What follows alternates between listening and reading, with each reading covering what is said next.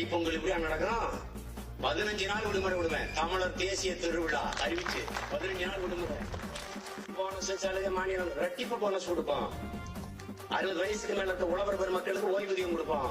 ஆண்டுக்கு ஒரு முறை எப்படா பொங்கல் வரும்னு உலக நாடுகளுக்கு ஒவ்வொரு தமிழரும் ஏன் இருப்பது போல செய்வோம். தமிழருடைய தொன்ம விளையாட்டுகள் கபடி, சிலம்பம், குத்து வரிசை எல்லாம் நடத்துவான். மாநாட்டம், மயிலாட்டம், கடலாட்டம், ஒயிலாட்டம் எல்லாம் நடத்துவான். ஆக சிறந்த அதை தவிர வேற வேலையே நீ இதை மட்டும் ஆகிட்டே இருந்து வேணாம். உனக்கு மாசம் மாசம் சம்பளம். நீ ஒரு உறுதி எடுத்துக்க. என் பண்டிகை பொங்கல், என் பண்டிகை தைப்புத்தாண்டு, என் புத்தாண்டு. நான் அதை சிறப்பா கொண்டாடுறேன்.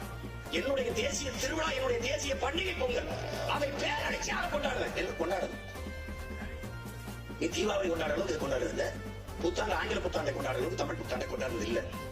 இப்ப கொண்டாட ஆரம்பிங்க. பொங்குகிற பொங்கல் ஒரு புரட்சி பொங்கலாக, புத்தரிச்சி பொங்கலாக பொங்கட்டும்.